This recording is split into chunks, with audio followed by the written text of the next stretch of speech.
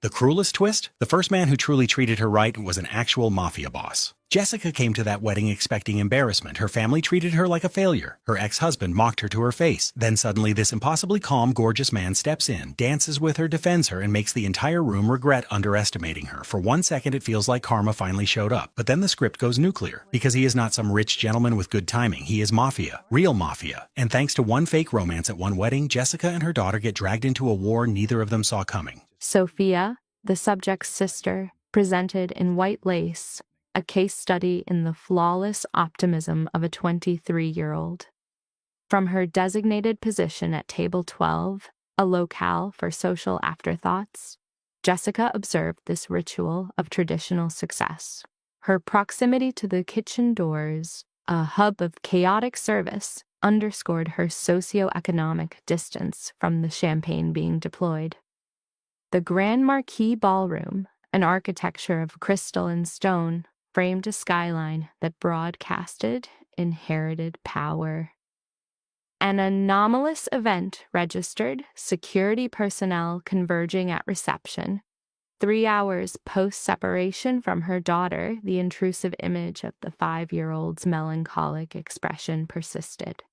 The child, Lily, had exhibited a strong desire to participate, to wear her second-hand burgundy dress and witness the matrimonial ceremony. A peer, Camilla, had provided a rational counter-argument. The volatility of combining high-stress social events with young children. Lily's placement at home was framed as a protective measure against the familial judgment already being directed at Jessica. This social verdict was rendered at 7:30 upon her arrival without a male partner, a 28-year-old single mother in attire 2 seasons past its relevance. Her cousin Vanessa presented her 7-month gestation in a designer gown, a clear display of socially validated achievement. Vanessa's spouse, also the subject's former partner, offered a nod of such brevity it bordered on a hallucination. This was Tyler, the individual who ceased contact upon her pregnancy disclosure, subsequently marrying her affluent cousin 6 months later in an act of complete historical revisionism. Jessica's life, in contrast, consisted of 12-hour shifts at Lurie Children's Hospital, managing her daughter's inquiries about a paternal figure and calculating the overtime required for rent. "Jessica, dear, you came alone." The maternal inquiry was a precise blend of feigned concern and authentic disappointment. She materialized at the table, her husband in her wake, his expression a portrait of weary resignation to his daughter's perceived life trajectory failures. "We hypothesized you'd have a date. The Martinelli family is present. Their sons are optimal prospects, controlling that restaurant conglomerate." "I'm fine, Mom," Jessica articulated, her smile a fragile construct threatening to splinter. Lily conveys her congratulations to Sophia. "Ah, yes, the child." The deliberate depersonalization of a 5-year-old registered as a targeted verbal strike. "Camilla is with her. It's unfortunate you cannot procure a professional nanny." They disengaged without awaiting a response, moving toward guests of higher social capital. They integrated with the clan's highest functioning members, her sister Lauren, wife to a surgeon, cousins who brandished postgraduate degrees and robust investment portfolios. Then there was Jessica, the pediatric nurse, a case of arrested medical ambition, who had exchanged a physician's coat for single motherhood in a 1-bedroom apartment. Her thumb maintained pressure on 911, keeping a line active for tracing. Giovanni had issued a directive to delay a formal report until the retaliatory syndicate was identified. The 7-course meal was a sequence of gustatory stimuli she was physiologically unable to process. The adjacent couple discussed a skiing excursion to Aspen, A female across the table displayed a diamond valued at more than Jessica's semi-annual income. She manufactured a smile, a performance of polite engagement while contemplating the latency period before her absence would be noted. The first dance commenced. Sophia and her new husband exhibited a weightless quality. Her parents followed, a tableau of vicarious success. Lauren and her partner joined. The floor became a constellation of pair-bonded units. Outside, the Chicago nightscape had turned to obsidian. A storm, unpredicted by meteorology, was developing its own narrative. A low-frequency vibration, a sub-audible tremor began to emanate from the ballroom floor. Rain cascaded down the glass partitions, rendering the city lights into a weeping abstraction. "May I have this dance?" The voice was Tyler's. It induced an acute somatic response, a sudden tensing of all major muscle groups. She pivoted to find him unaccompanied. "No, thank you." Her tone was clinical, a defense mechanism imported from her professional environment. "Come on, Jess, for old times." He deployed a regressive charm tactic that had lost its efficacy. "Let's be adults here." "We are functioning as adults, and my response remains negative." She directed her gaze to the dance floor, a nonverbal cue of dismissal. He remained stationary. "This outcome is not necessary. I concede that, but—" "Tyler." She rose, the fragile shell of her composure finally fracturing. "Return to your pregnant wife. Dance with her, and remove yourself from my proximity." "My pregnant wife," he countered, the charm curdling into caustic aggression, "is gestating my heir, not the error in judgment that terminated your medical career." The impulse to strike him was strong. Instead, she maintained perfect stillness as he retreated to Vanessa. From across the room, Vanessa's gaze met hers in a lock. A possessive hand rested on her abdomen. She produced a minute, devastating smile that communicated a single concept: victory. As the music shifted, the floor repopulated with dides, their kinetic harmony a cruel counterpoint to the subject's internal state of chaos. She collapsed into her chair at table 12, resisting the urge to psychologically disintegrate before 200 observers. It was then she registered his presence. He stood by the bar, detached from the collective, but its clear center of gravity.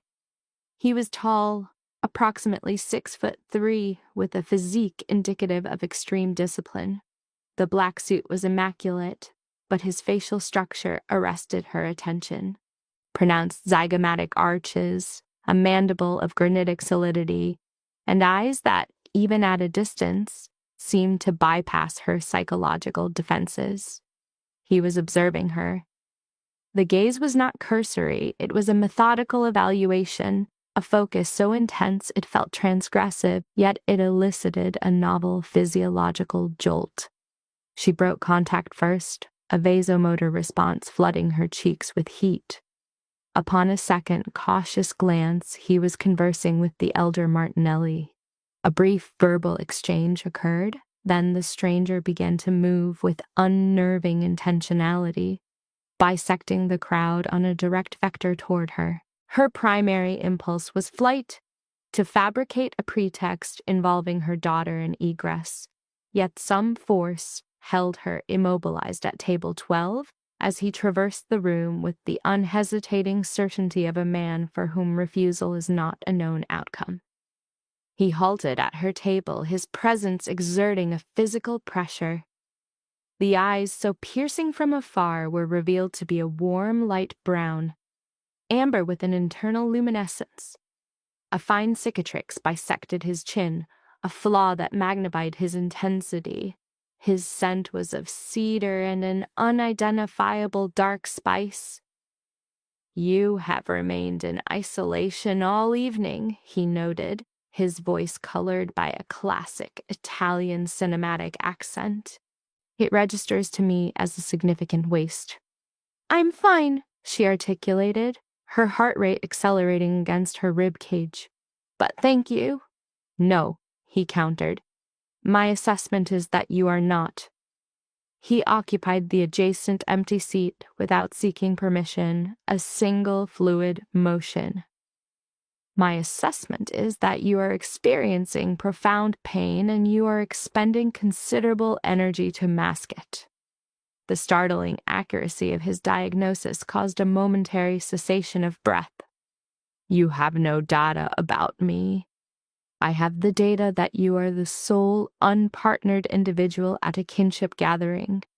The man who just left you induced a desire for invisibility, and you have checked your phone at 15-minute intervals, planning an exit strategy." The corner of his mouth shifted into a shape that was not a smile. "Is my analysis incorrect?" "You're observant." She placed her phone on the table, suddenly perceiving her own manifest misery through his analytical lens. "Are you an associate of the bride or groom?" "Neither." "Business with the Martinellis, I surmise." He inclined his head toward the family. "They were my point of entry. Giovanni Fioraldi." He extended his hand. The haptic feedback was firm and warm, a nonverbal communication of strength. "Jessica Reed." "Jessica," he repeated, testing the name's phonetics. "The bride's sister, the one who arrived unaccompanied. In certain circles, such data disseminates rapidly." He retracted his hand, yet his presence seemed to stabilize her in the disorienting environment. He reduced the interpersonal distance. "Jessica Reed, I have a proposition for you." A rational part of her psyche urged a retreat to her predictable, low-threat existence. But a competing internal voice inquired, "What kind of proposition?" Giovanni moved closer, his voice a low-frequency confidence beneath the ambient noise. "Dance with me. Assume the role of my wife for the remainder of the night. Demonstrate to this room that you are not isolated." The proposal was audacious, a simulated marriage. "Why not?" he stated, his logic brutally efficient. "It resolves variables for us both." His face was a mask, but his amber eyes betrayed a feral flicker. His proposition was articulated with surgical precision. "My family system has a requirement for a wife. Yours, it appears, prefers you in a state of solitude. We represent for each other a convenient truth." A normative psyche would have rejected the brutal calculus of his offer. "Consider it from this perspective," he murmured, rising to his full stature and offering his hand once more. "The orchestra is playing and your former partner is observing.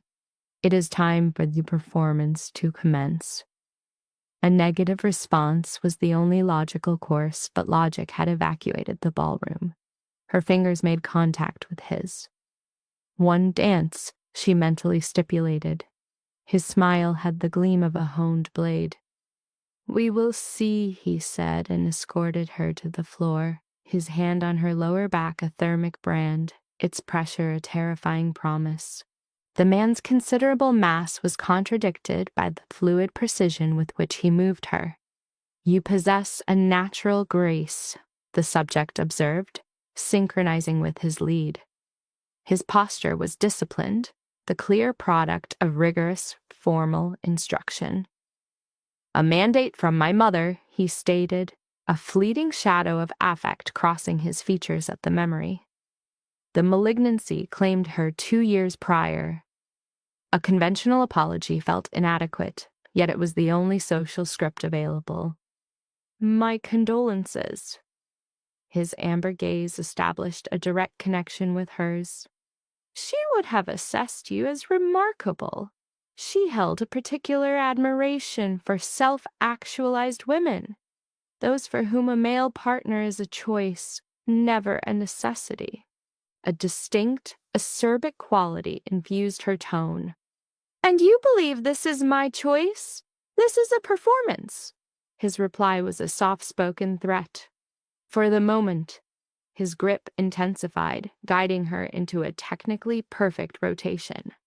A performance can be internalized as reality, he murmured near her hair, if the fabrication aligns with a deeper desire. Every neuroreceptor signaled for withdrawal, for a return to the reality of a charade for a negligible audience. Instead, she surrendered to his direction, compelled toward an emotional warmth she hadn't realized was dormant within her. The music transitioned, but they remained a static point in the revolving room. One could sense the environment's suspended respiration. Across the floor, her mother's expression was one of pure astonishment. Even her sister Lauren appeared uncharacteristically engrossed. And Tyler, he was a static figure at the bar, his face a neutral, indecipherable mask. Your former spouse is fixated, Giovanni noted, his voice a low resonance. She questioned the basis for his certainty. He is observing you, Giovanni specified, as a man observes another unearthing a treasure he himself discarded. A muscle articulated in his jaw. Men of his profile are psychologically transparent. She felt a vestigial impulse to defend him. You don't know his psychology. But Giovanni's assessment was delivered with clinical precision. I know he abandoned you. I know he bonded with your cousin. And I know he is unworthy of the grief you still process for him. His tone was soft, yet it possessed the cold, unyielding quality of tempered steel. Am I incorrect? The query hung between them with palpable weight. She offered no immediate response. You're arrogant, she finally articulated. I categorize it as perceptive, he countered, maneuvering her through another flawless turn. And my assessment is accurate. A sudden heat bloomed in her chest. Being accurate doesn't grant you a license for cruelty. His rebuttal was disarmingly direct. No, but being honest does. After a beat, he offered a quiet disclosure, as if admitting a personal flaw, a compulsion to repair what is damaged. I am not damaged, she hissed. No, he conceded, his thumb beginning to trace slow, deliberate circles on her skin. You are a woman who is entitled to substantially more. Permit me to be that for you. For this one evening, the music concluded, absorbed by a surge of applause. He released her with a tangible reluctance before offering his arm. Your family will require a debriefing. He was not wrong. As they neared their table, her cousin Sandra moved to intercept, her eyes sharp with acquisitive interest. Jessica, were you secreting this one away? She purred. Aren't you going to facilitate an introduction? Jessica affected a casual tone she did not possess. This is Giovanni Fioraldi. Giovanni, my cousin, Sandra. The smile he offered in return was a perfect study in polite neutrality. A pleasure, he remarked on the lovely wedding, and Sandra clarified her peripheral connection to the family. Her gaze, however, was conducting a covert assessment of his suit's material and tailoring. Are you based here? She inquired. I reside in Chicago now, he answered, his voice smooth. My origins are in Naples. Commercial interest necessitated my presence here. His arm came to rest along the back of Jessica's chair in a gesture that was simultaneously proprietary and protective. We have been involved for several months now. Discreetly, Jessica values her privacy. The fabrication was so well constructed, it felt more substantial than the truth. Sandra could only stare, her mind audibly struggling to reframe her understanding. Several months? Sandra echoed, her skepticism a tangible force. You never mentioned anything. Jessica played her role, affirming her need for discretion, her hand trembling as it sought her wine glass. Sandra's own nod was saturated with feigned comprehension. Of course. Well, you've certainly acquired a prize. She leaned in, her voice dropping to a conspiratorial whisper. He's magnificent. What was your acquisition strategy? Before Jessica could construct a plausible fiction, Giovanni intervened. At the hospital, he said, his delivery suffused with sincerity. Her decisive action preserved the life of my partner's son. He then pivoted to her, his eyes projecting a manufactured devotion so potent it momentarily arrested her breathing. I invited her for coffee as a gesture of thanks, he continued, and she declined my invitation 3 times before finally acquiescing. Sandra emitted a laugh. That is classic Jessica protocol. The evening proceeded in this manner. A sequence of inquisitive relatives approached, and with each, Giovanni elaborated on their fabricated history using the data points she had provided. He had assimilated every detail. He knew her daughter Lily was 5 and had an affinity for drawing. The man was a virtuoso, rendering a fiction that was entirely without flaw. When they were finally in isolation, she could produce only one stunned observation.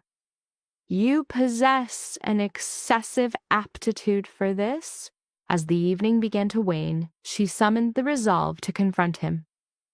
For deception, he parried, the corner of his mouth twitching upwards. It is a required skill in my professional sphere, a world he would only classify as business. I operate in import and export, he clarified, his fingers interlacing with hers, and hospitality. The Martinellis are one of my vendors. That is the nexus of my presence here. She scrutinized his features, searching for any micro-expression that would betray him. Is that the complete truth? His thumb stroked the interior of her palm. Were you anticipating a more hazardous narrative? Her negation was immediate and emphatic. I am not seeking out hazard. She attempted to withdraw her hand, but his grip remained yielding yet firm. This engagement is about surviving tonight, she asserted. It is about avoiding the role of the family's cautionary tale. His voice lowered, resonating with a new solemnity. You are not a cautionary tale, Jessica. You are a woman who executes 12-hour shifts attending to sick children before returning home to raise your own. That is not a subject for pity. That is a locus of power. His gaze was a tangible warmth on her skin. But before a response could be formulated, a figure occluded their light. It was Tyler. Her ex-husband loomed over them, his focus exclusively on her. We must speak, he stated. It was not a proposition. Outside. Before a refusal was possible, Giovanni released her hand and rose. It presents no difficulty. I need to confer with the Martinellis in any case, he said, supplying her with a plausible pretext. Utilize all the time you require.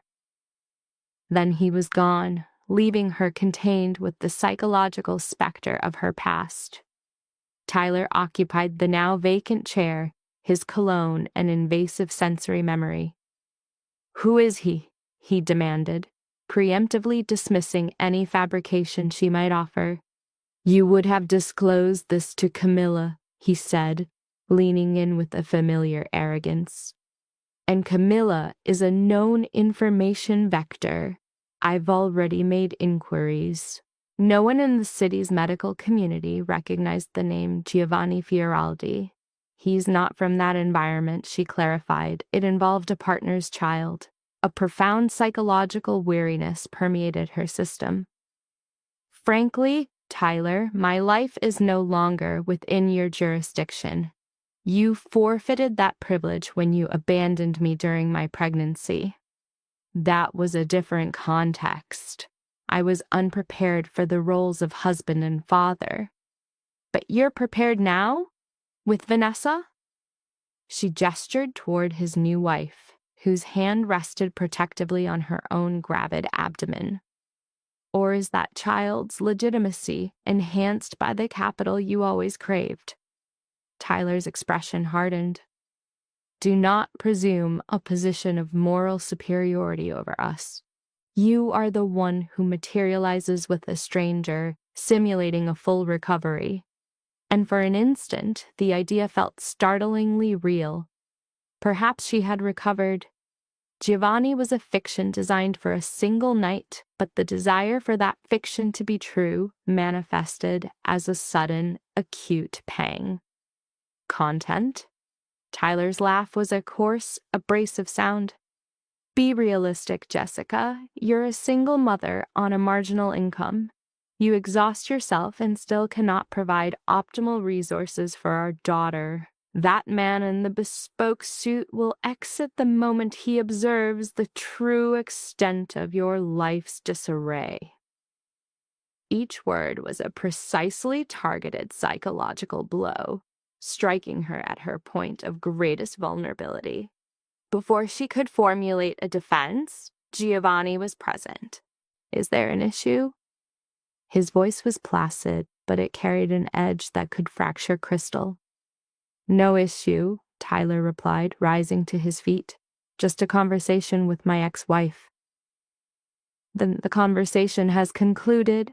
Giovanni's hand rested on the small of her back. "A storm is approaching. I am escorting Jessica home, unless you have a compelling reason to object." It was an assertion, not an inquiry. Tyler's gaze shifted between them, the impulse to engage in conflict warring with the knowledge that he would be defeated. He departed without another word. "I can arrange for a taxi," she said into the subsequent void. "This is not your responsibility." "The precipitation is intensifying. Permit me." Giovanni retrieved her purse. "Unless, of course, you are apprehensive about being in my sole company." And the truth was, she should have been. Her rational faculty issued one clear directive: "Do not enter this vehicle." She countermanded the order. This Giovanni did not project mere threat. He projected a disquieting equanimity that communicated, "I perceive your internal chaos, and I remain unmoved." Thus she capitulated with, "Very well, thank you." A pristine black SUV appeared, a driver standing by. Giovanni held her door as she was enveloped by leather upholstery that exceeded the value of her total assets. He followed, occupying the space with a nearness that was both correct and unassailable. Her address was relayed to the driver before she could verbalize the question. He remained consistently ahead of her thoughts, explaining, "Your cousin Sandra proved to be quite an asset earlier." Her reference to his residence was delivered with discernible gratification. Transit through rain-slicked Chicago fostered a temporary, confined intimacy, where urban lights became abstracted patterns on the glass.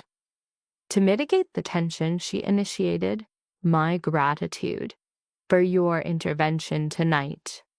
His response was clinical. Our objectives converged. Giovanni shifted, his features assuming a cast of authority in the intermittent shadows. "My previous proposition was entirely genuine. We maintained this deception for several weeks until familial scrutiny wanes and the pressure on me to marry ceases." "That is a pathological suggestion," she replied. "So you have indicated. Yet you consented to dance." In the darkness, his hand then enclosed hers with a swift, definitive action. "Jessica, be logical. You require insulation from your family's narrative, as do I. This arrangement is mutually beneficial." "By deceiving those we value?" she countered. No, by constructing a sanctuary from their constant judgment. He applied subtle pressure to her hand. A few weeks are all we need. We will engineer a quiet separation, no one is harmed, and we resume our independent lives. Rational thought indicated this was a catastrophic lapse in judgment. Yet the somatic memory of his touch from the dance made her evaluate the irrational. I have a 5-year-old daughter, she stated, her one condition. She is excluded from this. This fabrication will not intersect her reality. My comprehension is total. That is the agreement. This is an adult transaction. If either party wishes to terminate, it is done cleanly. That is understood. With the verbal contract established, Giovanni presented a card. Consider my proposal. Call if you consent. The vehicle stopped smoothly before her building. He escorted her through the rain to her door, a perfect facsimile of a gentleman, waiting until she was securely inside. From the lobby, she watched the car vanish into the Chicago storm. The card felt disproportionately heavy, a tangible token of a perilous choice. She should have discarded it, erased the event, and returned to a life of 12-hour shifts, rising debt, and familial disappointment. Instead, she retained the card, understanding she was approaching a critical error. Monday commenced with an alarm at 6 o'clock. She rose after only 3 hours of sleep, her mind in a recursive loop of Saturday night. The tactile sensation of Giovanni's touch, Tyler's manifest rage at seeing them, and the card feeling like a brand in her hand. Her daughter Lily was awake, assembling a block structure and humming softly. She glanced up, her blue eyes, a direct genetic marker from her reviled ex, Tyler, and his sole positive contribution, clear and innocent. Good morning, my sweet. Did you enjoy your time with Camilla? We made cookies, and we viewed the princess film 3 full times. Lily abandoned her construction for a tight embrace. Camilla said you attended Aunt Sophia's wedding. Was it magnificent? Utterly magnificent. She kissed her daughter's hair, inhaling the shampoo scent. Now please dress while I prepare breakfast. We must depart in 40 minutes. Her 12-hour duty at the Children's Hospital started at 7 a.m. promptly. She delivered Lily to kindergarten by 6:30, then navigated traffic, arriving with only 3 minutes remaining. The pediatric ward was its standard, chaotic symphony. The ceaseless, alert tones of machinery, the palpable stress of parents, and the sterile odor of bleach that was a constant in her life. Her phone began to vibrate incessantly before she completed her morning assessments. It was a textual onslaught from her family who had clearly spent Sunday analyzing her new male associate. Her cousin Sandra's message: "Contact me immediately. I require the full report on Giovanni." Lauren's followed. "Mother is experiencing extreme distress. Who is he?" Even her mother, an infrequent texter, sent, "We must discuss Saturday. Your father and I are deeply concerned." She silenced the device and concealed it in her pocket. The crisis she had initiated must wait. Her duty was to small, vulnerable patients. The morning devolved into a sequence of inserting IVs, administering medications, and coaching a 7-year-old girl through an acute asthma episode. By noon, she had nearly suppressed all thought of Giovanni and his absurd proposal. This was her world. Ill children, exhausted colleagues, and fiscal strain. She was updating a patient's chart when her ex, Tyler, appeared at the nurse's station. His presence violated protocol, but Tyler had a talent for infiltrating restricted areas. "We must speak," he said, obstructing her path, his proximity a form of trespass. "Immediately." "I am on duty," she stated, attempting to bypass him, "and your presence here is unauthorized." I informed security I was visiting my daughter. His jaw was a rigid, severe line. The vein in his temple pulsed, a known precursor to his loss of control. "Which is my prerogative. You consistently obstruct my access to her." "You do not request access," she retorted, her voice low as colleagues feigned inattention. "And since Lily is not a patient, that pretext will not withstand a single phone call." Tyler leaned closer, his tone becoming a toxic whisper. "Who is Giovanni Fioraldi? And do not offer the hospital donor fiction. I have made inquiries. No one of significant standing in Chicago's medical establishment recognizes his name." "Perhaps," she said, affecting an attitude of cool indifference, "that is because his sphere of influence is not your insular network. Perhaps he does not exist to seek the approval of your affluent associates." She finally maneuvered past him. "Now, I recommend you depart before I summon security." "Is he compensating you?" The query felt like a physical blow. She turned back toward him slowly. "Is that the arrangement? A transaction where he provides funds for you to serve as his social accessory?" The accusation was unexpectedly wounding. "Leave, Tyler." "Because that scenario is logical. You are financially desperate, he is wealthy, and you were never above accepting charity. I have never accepted $1 from you or any person that I did not earn myself." Her hands contracted into fists. "I work for my possessions, for everything Lily possesses, so you can discard your repugnant fantasy of me as some indigent woman for hire." "Then what is his relation to you?" Tyler insisted. "What could he possibly perceive of value in you?" "Something you were incapable of providing. Basic human respect." She addressed the nurse's station. "Security, please. There is an unauthorized individual on this floor." Tyler departed before security arrived, his parting look a clear signal of future conflict. She was trembling for her shift's remainder, her hands too unsteady to place an IV without assistance. 7 o'clock finally marked her release. She retrieved Lily from her after-school care, her daughter's cheerful monologue, a stark, jarring contrast to her own internal turmoil. Each traffic light was an opportunity to re-examine Tyler's venomous words, consider Giovanni's card, which felt like a challenge in her purse, and acknowledge she was nearing a ruinous decision.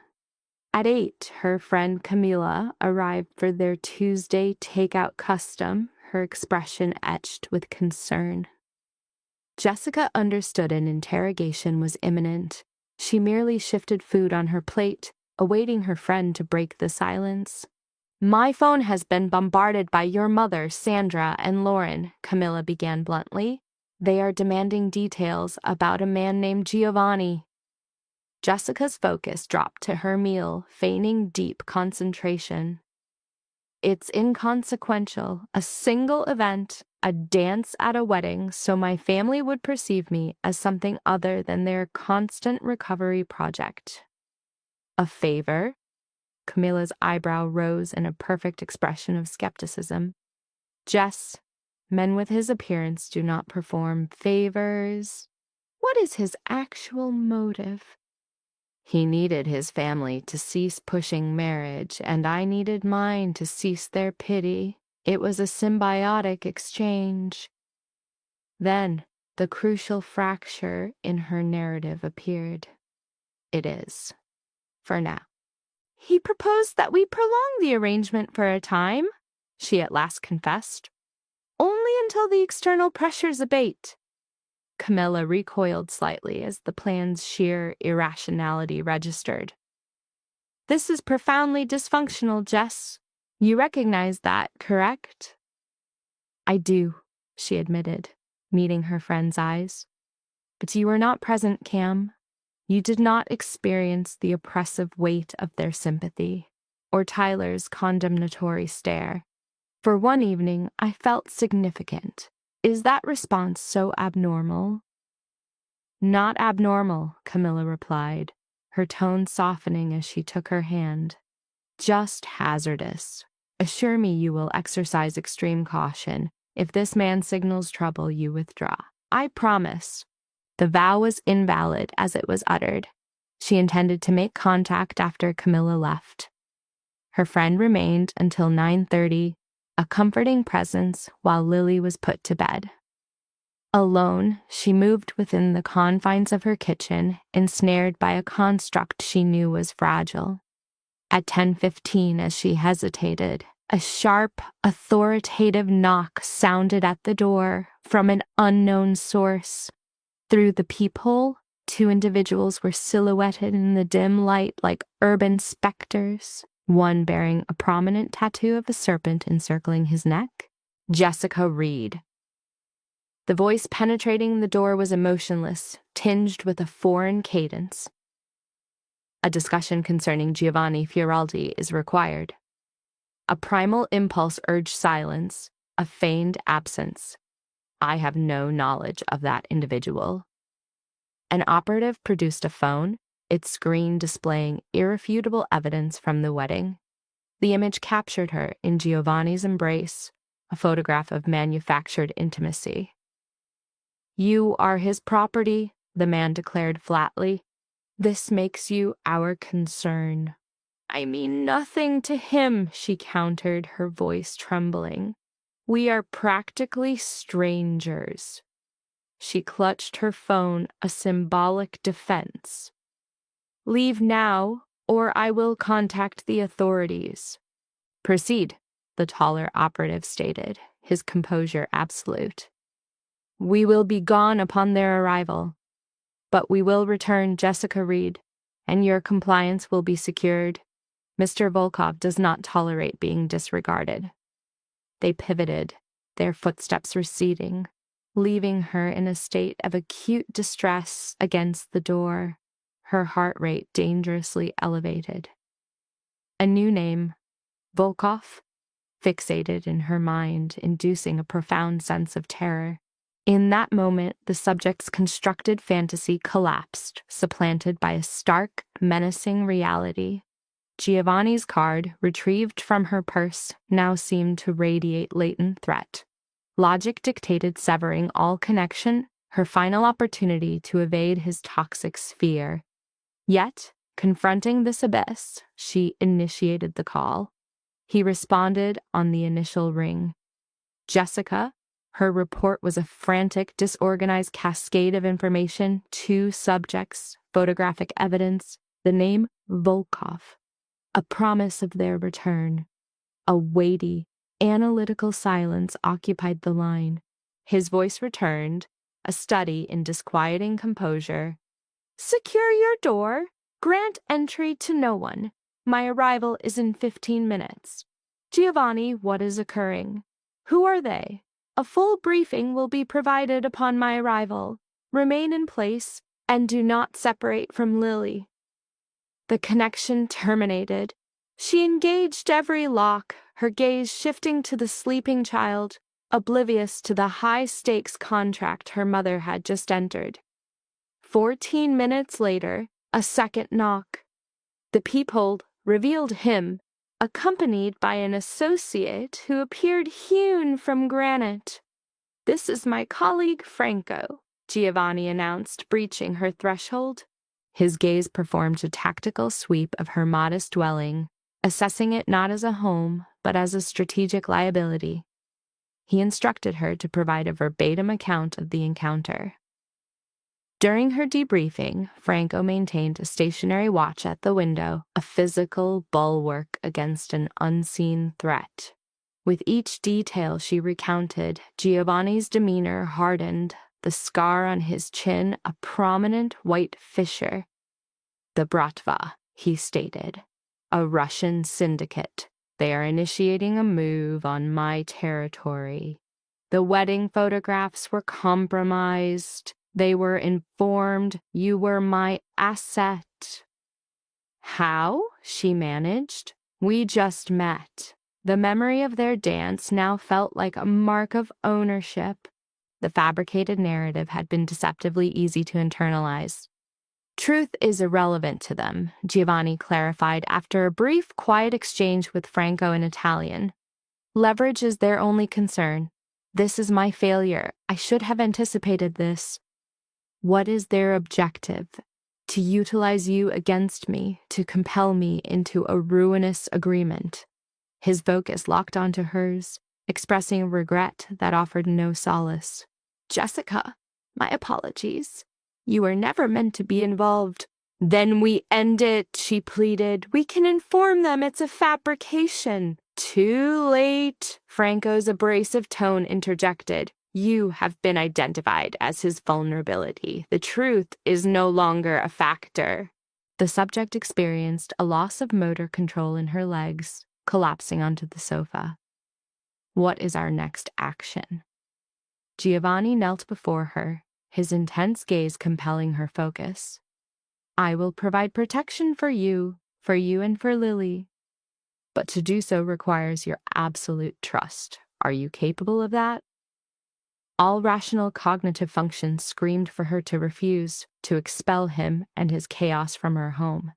Yet, immobilized by his stare, a single reflexive word emerged. Yes. Within 30 minutes, 2 bags were packed as her daughter slept, unaware her mother had enlisted them both in an undeclared conflict. Camilla arrived 20 minutes post-call, her expression a mixture of fear and resolve, a peer familiar with crisis. This is a temporary situation, correct? She asked softly, collecting Lily's comfort objects. You are not truly entangled in this. That was the intention, Jessica replied, forcing garments into a duffel. A simulated relationship for a few weeks. Now a Russian syndicate perceives me as a tactical asset.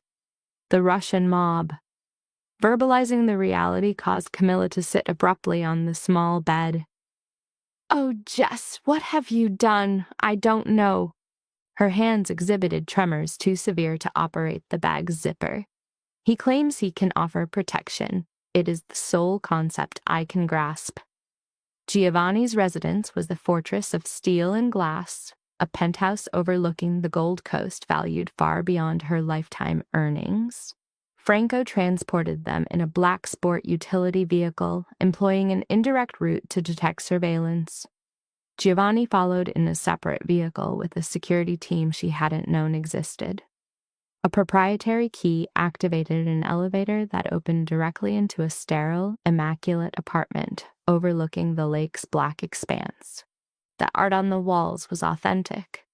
The furniture appeared too valuable for use. It was an aesthetically pleasing but cold environment, the antithesis of the comforting space she had abandoned. The guest quarters are upstairs, Giovanni indicated, gesturing toward a cantilevered staircase. There are 3. Select one.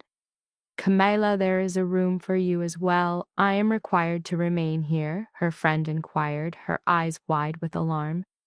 Yes. Giovanni's reply was decisive and non-negotiable. Until the threat is neutralized, anyone in Jessica's proximity is now a liability, yourself included. What is the time frame? She asked, her grip on Lily's bag tightening. Days? Weeks? She began to protest, attempting to reclaim aspects of her normal life such as her employment and education. But Giovanni gently interrupted. Arrangements had been made. She was now on an official, paid emergency leave for the subsequent 2 weeks. Lily's school was informed of a family crisis, and a private instructor was scheduled. Jessica's anger flared. He possessed no such authority. His rebuttal was absolute. His authority was derived from ensuring their survival. His amber stare held her immobile. This was his domain, governed by his protocols, his primary protocol. Non-combatants are not to be caught in his conflicts. A soft sound from Lily, resting against her mother's shoulder, was sufficient to alter the tense atmosphere. Giovanni's rigid features relaxed. He proposed getting the child settled, deferring their conflict until morning. The bedroom he escorted them to was vast, nearly double the area of her entire former living space, with a large bed outfitted in exceptionally soft linens. The ensuite bathroom contained a walk-in shower and a large soaking tub. As Jessica settled her, Lily's 5-year-old eyes opened, disoriented by the new imposing surroundings. "Where are we?" she asked. "A friend's home, sweetie," Jessica fabricated. "It's like a sleepover." She carefully brushed a strand of hair from Lily's forehead. "Return to sleep," she murmured. The child was immediately asleep, one hand clutching a toy rabbit. Giovanni remained framed in the doorway, his expression inscrutable. "She is lovely," he observed quietly. "She possesses your eyes." The observation landed like a minor, calculated intrusion. "She possesses her father's other features," Jessica retorted coolly, adjusting the duvet, "which is likely for the better." Giovanni entered the room, his movement possessing the unnerving quiet of a large predator, his gaze fixed on Lily, with an intense curiosity uncommon in childless men. "What is her age?" he inquired. 5, Jessica stated, smoothing the bed. "She turned 6 in March." A precocious child who enjoys reading is fixated on dinosaurs and poses questions I cannot answer. His interest appeared genuine. "What questions?" The raw truth emerged, like the reason for her father's absence, or why she is the only child with a single parent. The admission created a palpable tension, heavy with past trauma. Giovanni's jaw tightened. "He is a fool." "He is a great many things," she conceded. "Fool is the kindest term." A silent, implicit pact formed between them as they observed the child. They maintained a quiet watch over her daughter, not as individuals joined by chance, but as a unified protective presence. "I should allow you to rest," Giovanni eventually said, turning to the door. "The intercom is there, should you require my assistance." As he prepared to exit, she voiced his name. "Giovanni, thank you." The basis for her gratitude was not yet clear, stemming only from a deep-seated feeling of security. His expression changed. "I will always ensure her safety, Jessica. Both of you.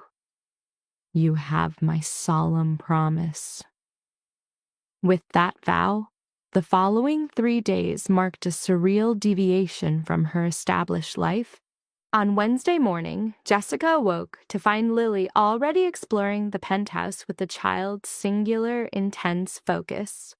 In the kitchen, Camilla prepared a meal while Giovanni's voice emanated from his office, a rapid flow of Italian that was simultaneously refined and menacing. At 10 o'clock, a pediatrician arrived for Lily's private examination. The physician was meticulous, but Giovanni intervened, interrogating him about immunizations and a cold Jessica had mentioned only once. "You recalled my comment about her having a cold?" Jessica asked after the physician departed.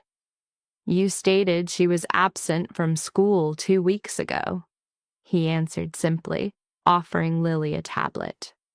"I pay attention, Jessica." A tutor, Mrs. Patel, arrived on Thursday and immediately established a rapport with Lily.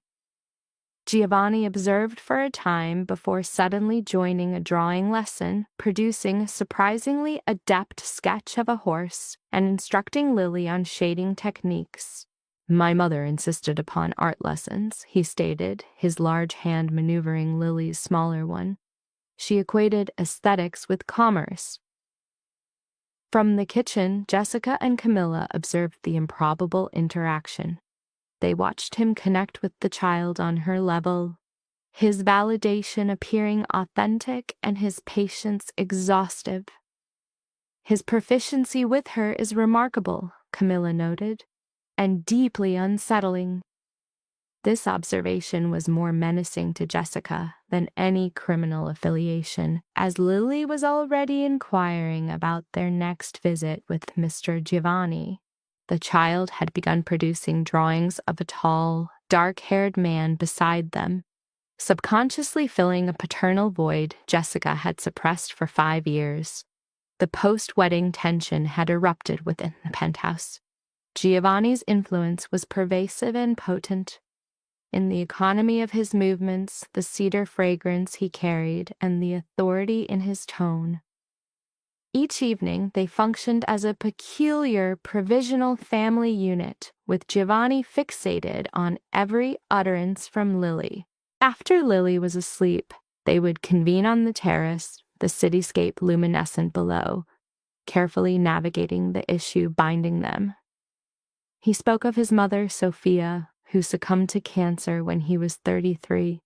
He depicted a protracted, painful farewell and the vow she extracted from him to find a woman who would challenge him, not merely tolerate his darker aspects. "She would have approved of you," he observed on the third night, his voice resonant and sure. "My mother respected women of independent power," he clarified. "She came from nothing, wed my father at 19, and constructed her own reality." Jessica finally posed the question that had lingered between them. "And what reality is that precisely?" Giovanni paused, taking a deliberate sip of wine. His public persona was that of a restaurateur, proprietor of 4 renowned Italian establishments. That was the visible domain. Beneath it lay the shadow enterprise his father had forged, a violent inheritance he was now obligated to preserve. "You are a part of the Mafia," she articulated, placing the unvarnished fact before them. A subtle smile touched his lips. "I favored the description, a civic body with adaptable ethics. But correct, my family has governed Chicago's underworld for 3 generations.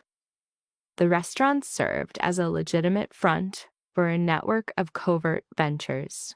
Regarding the Russians, they covet those shadows," he said, his voice hardening to steel. "They were encroaching, employing brute force where his father would have negotiated. I am attempting diplomacy. They perceive it as a weakness." On Friday afternoon, Franco entered the study, his expression a mask of grim resolution. "We have identified the breach," he announced without preamble. "The origin of the photographs, the individual who informed Di Braffa about Jessica." Giovanni rose, his frame rigid with controlled energy. "Who?" Franco's response landed with the force of a physical blow. "Her cousin, David Reed. He has been supplying intelligence to the Russians for 6 months. He located the wedding photos online and identified a financial opportunity." The world seemed to drop from beneath Jessica. "David? My own cousin?" Franco substantiated the betrayal.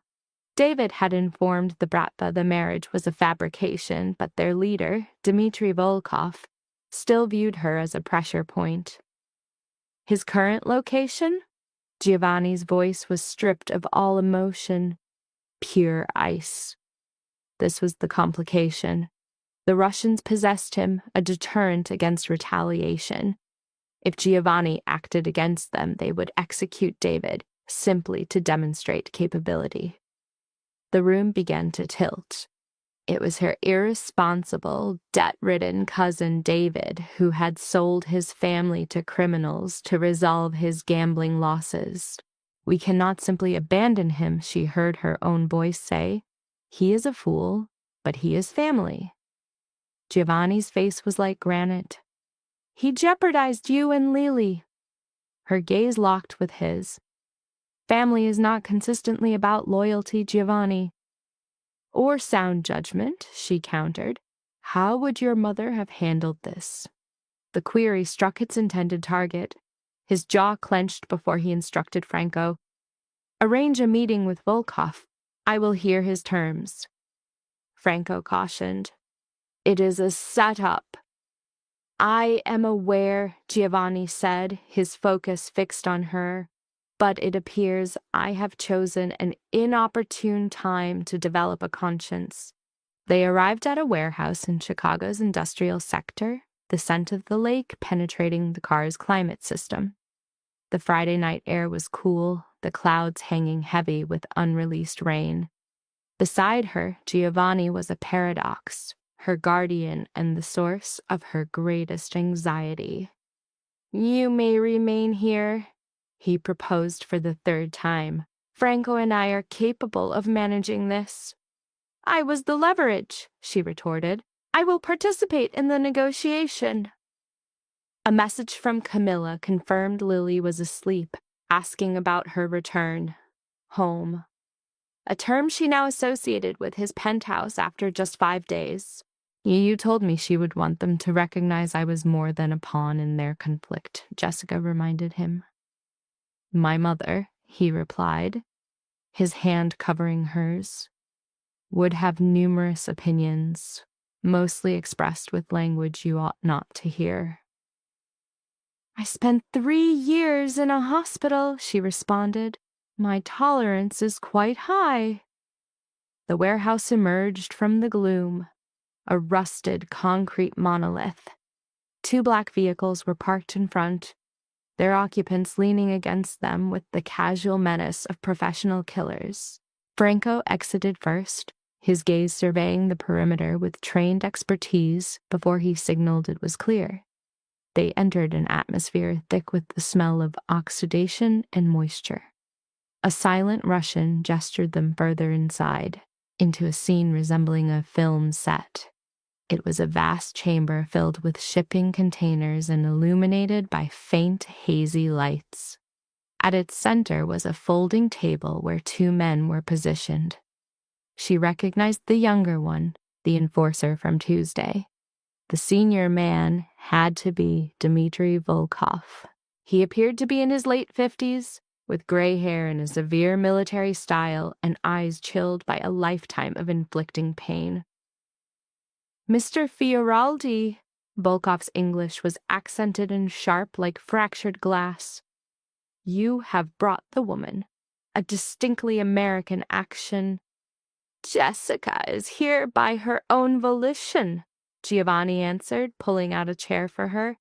This concerns her. Only because you have permitted it, Volkov countered, his eyes appraising her. An attractive prize. We are aware this union was for appearances. Our origins are irrelevant, Jessica interjected, speaking before Giovanni could. I am your leverage, which grants me a position at this table. The younger man began to chuckle, but Volkov silenced him with a glance. Audacious, the older man noted. Your cousin David spoke of your pride. It is why you refused him financial aid. His tone grew colder. Are you aware of David's whereabouts, Jessica Reed? Franco indicated you are holding him. Correct. In a nearby cellar, his debt is $30,000. He provided intelligence on you to settle it. Volkov produced a phone, its display illuminated. A portrait of contentment. The photograph captured them in mid-dance, their mutual expression so authentic, so devoid of pretense, it seemed an echo of a moment that never truly existed. David made an arrangement. Giovanni's voice was low, yet sharp as tempered steel. His debt is his own liability. Jessica, however, is our concern. The phone was withdrawn. That makes her a point of influence, so let us discuss terms. You will cede your 3 downtown blocks. In return, you receive David, and the nurse ceases to be of interest to us. No. The single word escaped her, and both crime lords turned toward her, their expressions of pure astonishment. You do not have the right to menace a person's family and then conduct this as a business transaction. Jessica, Giovanni began. No. Adrenaline, raw and undiluted, had incinerated her fear, compelling her to her feet. Threaten him, that is acceptable. That is the reality you inhabit. But you invaded my home. You brought that dread to the room where my 5-year-old child sleeps. You have my foolish cousin who is undeserving of whatever you practice in your basement. What sort of man wages war on a child's sanctuary? What empire is founded on intimidating women? Her query hung in the dense air. You believe shame is effective against me? Volkov's voice was flat, but a fatal glint appeared in his eyes. We operate on results, Miss Reed, not sentiment. Then this is your result, she proclaimed, the fabrication a sour, metallic taste. I refuse to be afraid of you. You assumed using me would ruin him. You merely revealed your character, and I will see this entire world burn before you gain anything from my fear. Giovanni was on his feet instantly, a living barrier between her and the danger. He affirmed, I support every word Jessica has spoken, but understand this. He presented a revised offer conceding the 3 blocks of real estate. The stipulation, the Bratva would agree to a pact that prohibited involving family, banned abductions, and designated zones where children reside as off-limits. Volkov paused, searching for the deception. Then Giovanni revealed his final move. I am giving you property I already intended to divest. The city is rezoning it next month, and its value will become negligible. Giovanni's composure was a fortress. Accept them. The financial liability they become will be your burden.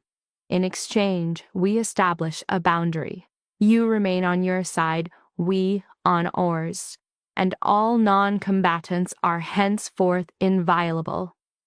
A taut silence ensued before Volkov's gaze returned to Jessica. She possesses spirit, unstable but spirit. He stood. Agreed. 3 blocks, 1 pact, and civilians are sacrosanct. He extended his hand.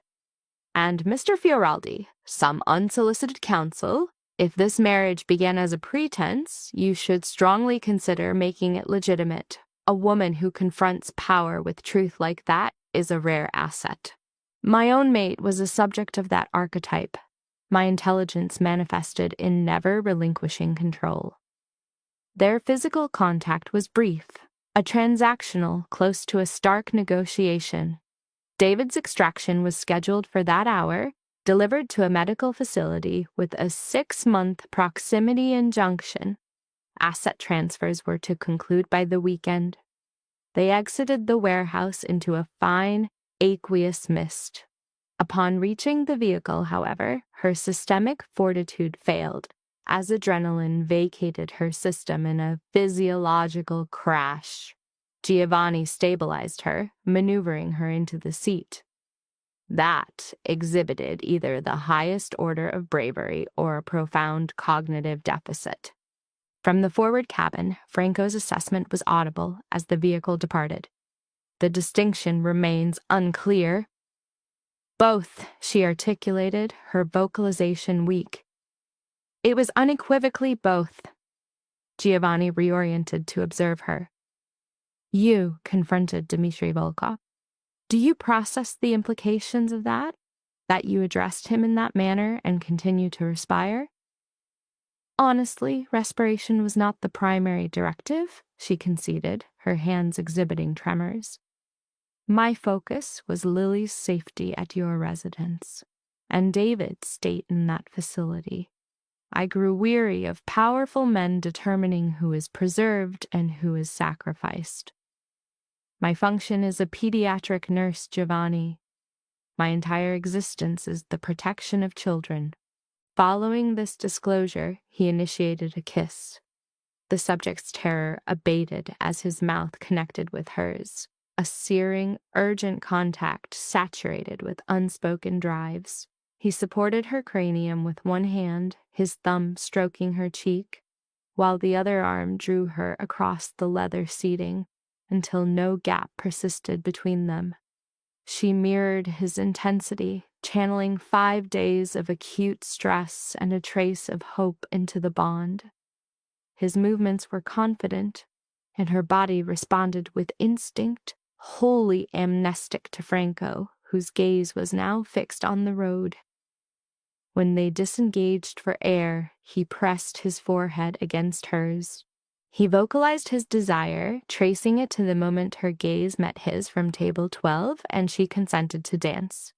The affect deepened when she occupied his home with her child, entrusting him with a life she shielded from the world.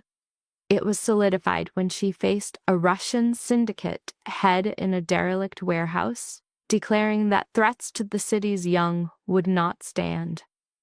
His city, she had claimed. His perception differed. She could exist at the epicenter of his inferno and remain unscorched. His thumb brushed her lip as he pronounced their pretext officially terminated.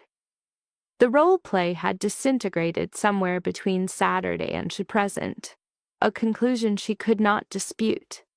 An emotion had been developing as he sketched with Lily, spoke of his maternal figure, and as she found a strange peace in his voice on the terrace after 5 years. This, she breathed, was a beautiful catastrophe.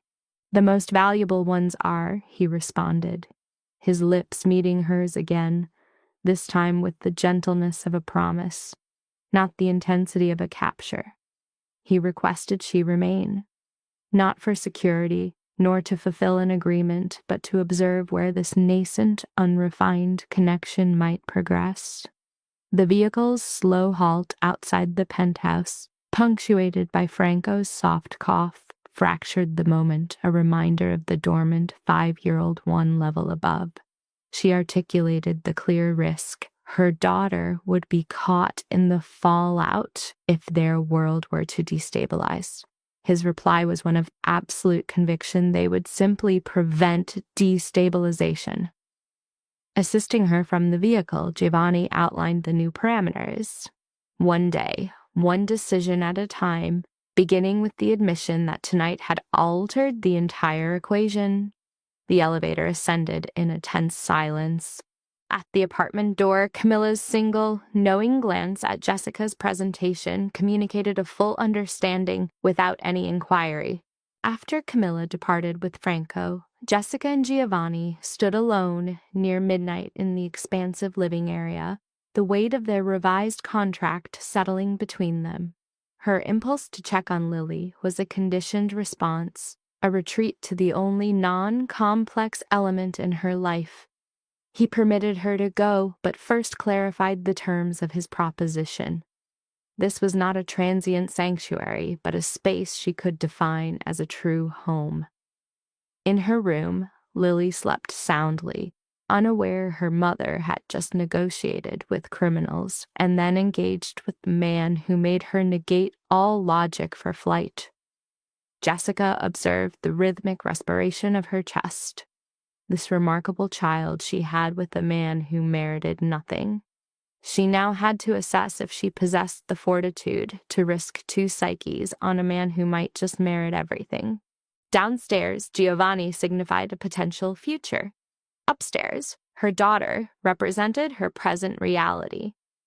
On the staircase between them, she confronted a truth more alarming than any armed Russian. She was forming an attachment to Giovanni Fioraldi. And for the first time since Tyler's abandonment, she resolved to allow the descent and observe the outcome. The first light of Sunday entered the penthouse, rousing her before the alarm. Her cognitions were a recursive loop of Friday's events. The kiss, the warehouse, the flat affect of Dmitry Volkov, and the certainty in Giovanni's tone when he declared their pretense was over.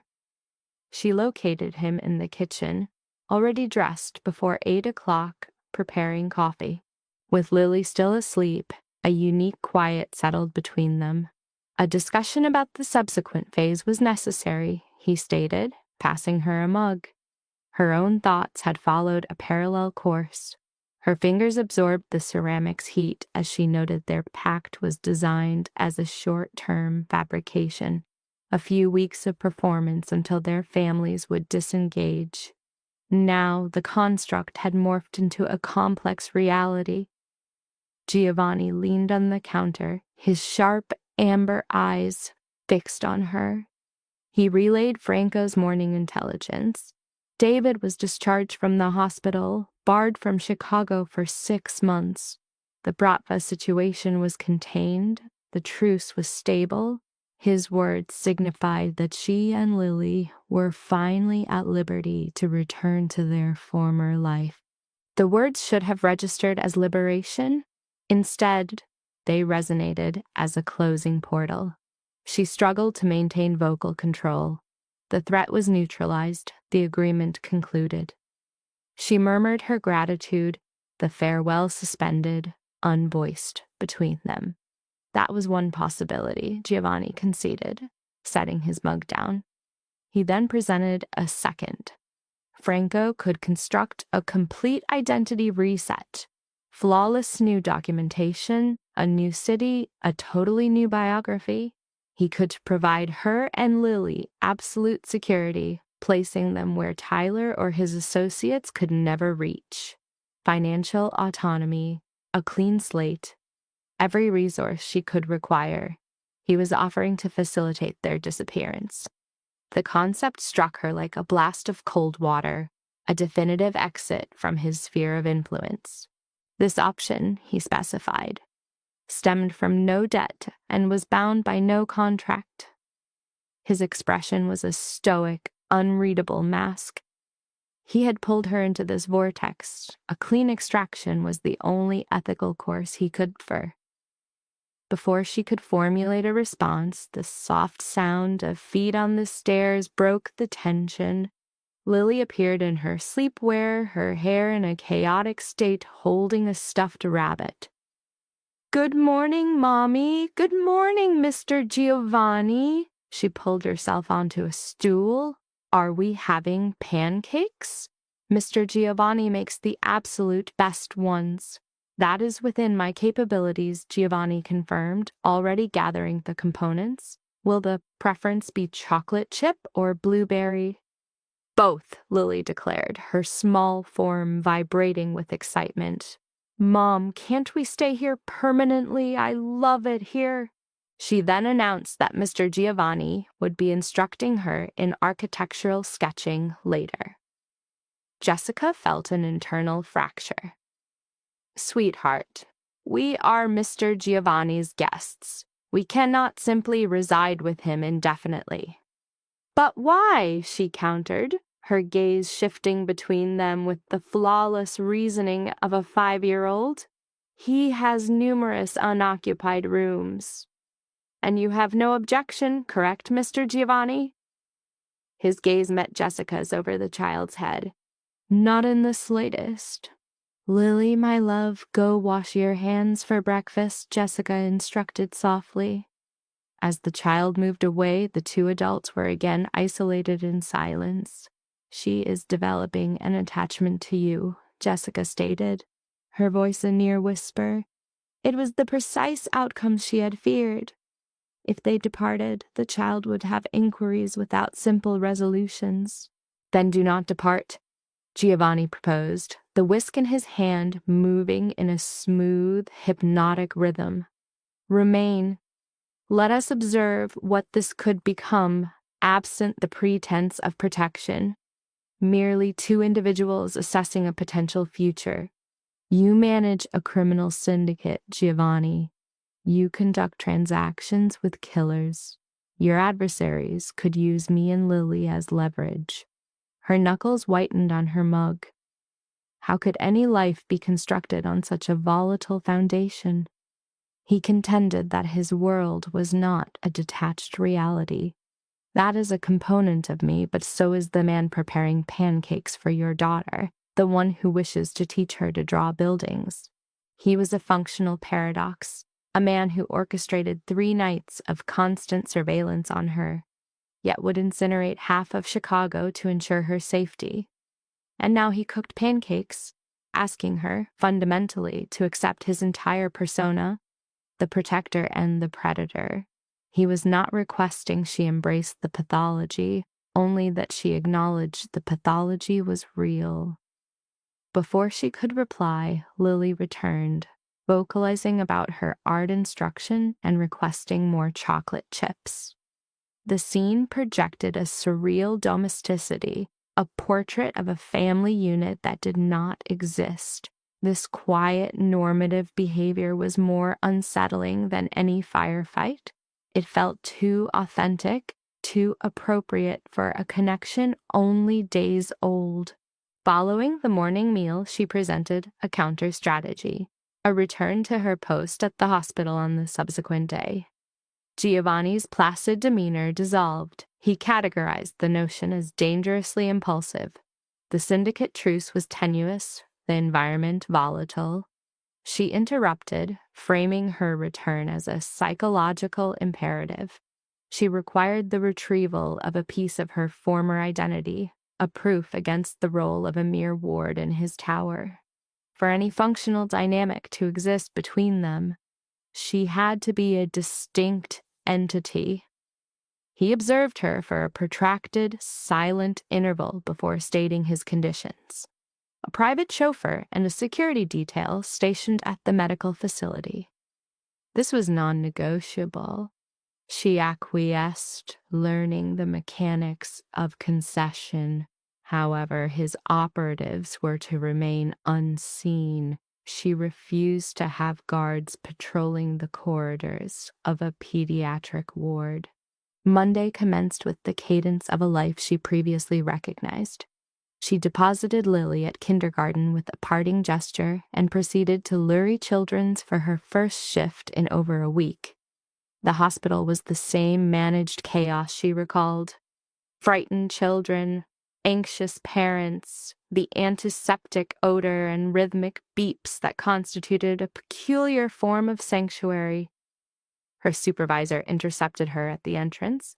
"Jessica, it is wonderful to see you again. Has your family matter been fully resolved?" "It has," she confirmed, expressing gratitude for the accommodation. "Of course," her supervisor responded. "And you will not believe this. One of our primary benefactors inquired about you specifically, an exceptionally generous man. He wished to ensure your position was secure." She offered Jessica a knowing, conspiratorial look. "Your new partner must be a person of influence." Jessica allowed the inference to stand. It was significantly less convoluted than the reality. The hours progressed in a familiar sequence, monitoring intravenous drips, dispensing medications, and calming a 3-year-old with pneumonia. Shortly after 2 in the afternoon, she was paged for a long-term patient. 7-year-old Marcus was in the 8th month of a grueling battle with leukemia. He was present for another chemotherapy treatment, depleted, but with his psyche intact. Nurse Jessica, his expression brightened upon her entry. "You returned. I missed you. I missed you as well, champ." She assessed his vital signs, documenting the information. "How are you managing?" "Tired," he admitted. "But my mother calls me a warrior." The child's digits clutched the hospital bedding, a minor gesture that betrayed a significant internal conflict. Marcus presented a question that carried a weight far beyond his years. He asked if favorable outcomes existed beyond the realm of fiction. The query landed with heavy, profound impact. Seated on the edge of his bed, she informed him that happiness was a form of compensation for the brave. He noted his mother conveyed a similar sentiment regarding courage. Then, with the piercing insight of a 7-year-old, he inverted the lesson, asking if she too was demonstrating bravery. The patient had assumed the role of confessor. Yes, Marcus, she whispered, I am. His logic was therefore uncomplicated. Then you will receive your happy ending, the same as me. A pact was thus established between them. Jessica exited his room with more than lacrimal discharge. She departed with a fortified sense of purpose. She juxtaposed Marcus's fight for every single respiration against her own trepidation about pursuing a complicated form of contentment. Her shift concluded at 7. Within the concrete sepulchre of the parking garage, she messaged Giovanni of her departure. The October atmosphere was sharp against her skin, her exhalation visible in the faint illumination. Far above the unblinking lenses of surveillance systems were the sole witnesses to the events of the 30 seconds before a response could be mobilized. Tyler materialized from the shadows between vehicles. His voice was a fine edge, taut with a controlled rage, as he stated their need to confer. He was present to question her about her new circumstances, equipped with intelligence he had unearthed. Tyler, not at this moment, she protested, moving toward her vehicle. Return home to your pregnant wife. His fingers secured her arm, not with aggression, but with an unyielding finality, halting her movement. He enumerated his discoveries. Giovanni Fioraldi, proprietor of 4 Italian restaurants and a subject to interest in multiple major financial inquiries in Chicago. Were you aware, he demanded, or did Giovanni's wealth render your ethics flexible? Release me, she commanded, pulling her arm away. My life is not your concern. It is, he retorted, when my daughter has involvement with a criminal. He advanced, deploying his final gambit. She remains my daughter. He would not permit Lily to be assimilated into such a world. Your daughter? The inquiry sparked a conflagration she had suppressed for 5 years. She delivered a recital of his dereliction, his departure during her pregnancy, his marriage to her cousin, his complete disengagement from Lily's life, both fiscally and emotionally. This abrupt display of paternal solicitude was a transparent facade for his own animosity. Tyler's response was a distorted echo of her own statements, positioning him as the agent rescuing her from her own misjudgments. His expression hardened. He then articulated his strategy. He would report Fioraldi to the authorities, and upon the man's arrest, he would sue for custody, depicting her as a mother who exposed her own child to jeopardy. The intensity of her fury was extinguished by a sudden, chilling dread. You wouldn't dare. His smirk was a sufficient answer. Terminate your involvement with him, Jess, or you will lose her.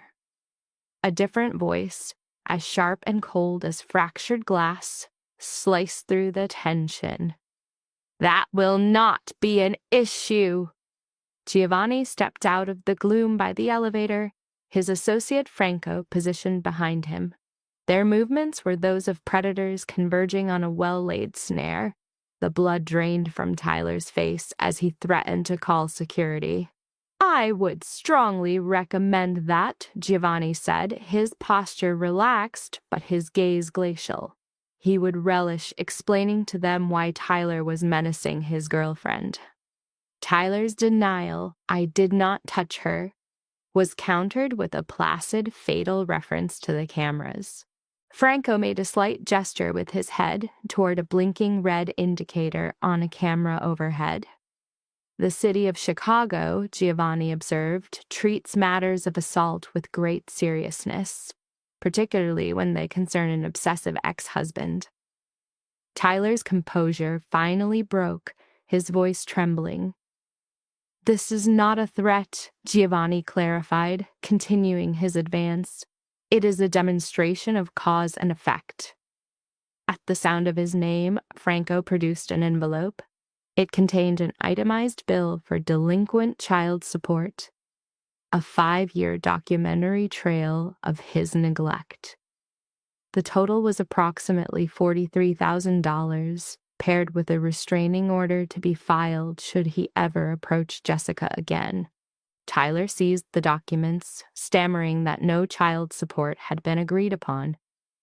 "You departed before she had the opportunity to file," Giovanni stated, his tone now stripped of any warmth. "Abandoning your family does not nullify your legal responsibilities." His legal counsel, he assured him, was relentless and prepared for a protracted, costly conflict. He then posed a question of pure pragmatism. Tyler could not realistically prevail in a resource contest against a superior legal adversary. Trapped, Tyler asked if he was being threatened with a lawsuit. "Please proceed," Giovanni encouraged, his smile disquieting. He openly invited Tyler to allow a judge to hear the narrative of a neglectful father who abandoned his pregnant girlfriend for her cousin. "Let a court determine which parent is deficient," Giovanni suggested. Then a second option was presented, his tone a velvet-covered menace. Tyler could cease this paternal masquerade, this 5-year delayed performance of concern, and the documents would be destroyed. The confrontation would be erased from history. A profound silence descended in the garage as Tyler weighed his alternatives, his gaze shifting between the documents, the woman, and the orchestrator of his undoing. "Fine!" he spat, casting the envelope to the ground. "She's yours!" He departed in a surge of acrimony. Giovanni remained immobile, a monument to his own power, waiting for Tyler's engine to recede. Only then did he turn to Jessica. "Are you unharmed?" She was not. A physiological tremor from the adrenaline surge persisted. Then the realization struck her. The intelligence gathering, the legal preparation, it was all a preemptive maneuver. "When?" was the only word she could form. "The moment he posed a liability," Giovanni replied, retrieving the envelope. His methodology, he explained, was not to react to threats, but to excise them before they could affect his assets. The subsequent question escaped her, more pointed than intended. What if he represents the danger? What if his existence imperils Lily? His gaze met hers as he delivered a solemn vow. He would neutralize himself as well, banishing from their lives if it became necessary. The choice, he insisted, remained exclusively hers. Franco retreated silently to the vehicle. In the frigid stillness that followed, Jessica evaluated her desire against the inherent risk. Her whispered decision, "Take me home, to your home," was an embrace of contradiction. He offered his arm, and her act of taking it solidified a commitment more daunting than Tyler's threats. The ensuing 2 weeks dissolved into the construction of a new reality atop the remnants of the old. She relocated to his penthouse, but retained her own apartment, an isolated sanctuary to separate her daughter's world from the periphery of his. Giovanni, on his part, adapted to the pleasant chaos of life with a 5-year-old with remarkable facility. He mastered the nightly ritual of 3 stories and the art of concealing vegetables in her meals. He attended a parent-teacher conference, seated on a comically undersized chair, as Mrs. Rodriguez praised Lily's qualities. The remark about 2 such committed parents hung between them, unresolved. Camila also assimilated into this new configuration. Her after-school responsibilities were maintained, with transit arranged by a discreet driver named Anthony, who became another component in their unusual family unit, moving them between the penthouse and her apartment for a necessary dose of the familiar. A sense of dissociation is noted by the subject's peer, Camilla, as the child draws. 2 weeks passed. Your existence was precarious. Now you occupy a secured high-rise residence. The subject, Jessica, performs a grounding ritual, preparing tea, while questioning the morality of her improved emotional state. Her peer validates the feeling as human, but cautions that rapidly acquired stability is inherently fragile. The subject's maternal figure exhibits classic cognitive dissonance, vacillating between approval of her daughter's elevated status and fear of its source. The subject's sister, Lauren, offers unconditional support, scheduling a social evaluation for her 32nd birthday at Giovanni's new venue. The stated objective is to assess the individual credited with improving the subject's disposition, moving him from an unknown entity to a known quantity. Saturday arrives with a sharp drop in temperature, presaging winter. Jessica selects a deep green garment, a previously resisted gift from him, indicating weakening boundaries. The child is presented in wine-hued velvet, her hair elaborately braided. Upon their arrival, Giovanni offers a low, possessive vocalization. Beautiful. His attire, a charcoal gray suit, projects effortless dominance. An unfastened collar serves as a calculated signal of both refinement and latent aggression. Their appearances are coordinated. The child, exhibiting high positive affect, inquires about a favored location. A different one, he responds, lowering his posture to establish rapport.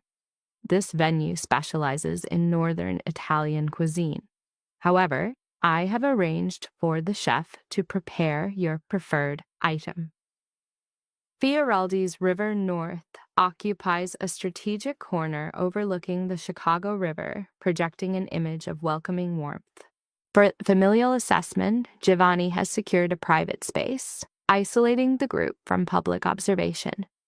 The sister Lauren and her spouse, Daniel, arrive first. Lauren displays indicators of high socioeconomic status, yet her physical embrace appears authentic. Jessica presents a gift, a rare book acquired through an associate, and deflects inquiries about its cost. I have a contact, Jessica states, displaying a newfound confidence.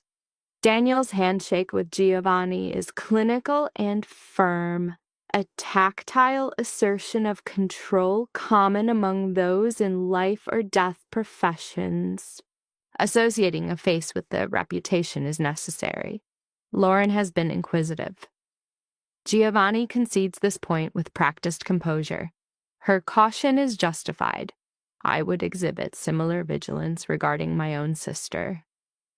The parental figures arrive thereafter. The father displays nonverbal cues of discomfort with his formal attire. The mother immediately begins a systematic environmental scan. This encounter is a formal appraisal of his suitability.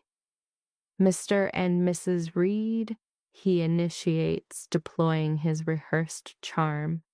Your presence at Lauren's celebration is appreciated. We are on your territory, the mother observes, accepting his hand. The gratitude should be ours. A third sibling, Sophia, and her spouse arrive with calculated tardiness, exhibiting the affect of a newly bonded pair. Vanessa appears last. At 8 months pregnant, her condition is her defining physical trait. She is unaccompanied. The absence of her partner, Tyler, creates a palpable tension and elicits a visceral stress response in Jessica. Jessica, she greets with a brief, rigid gesture. You appear well. As do you, Jessica responds, a clear deception.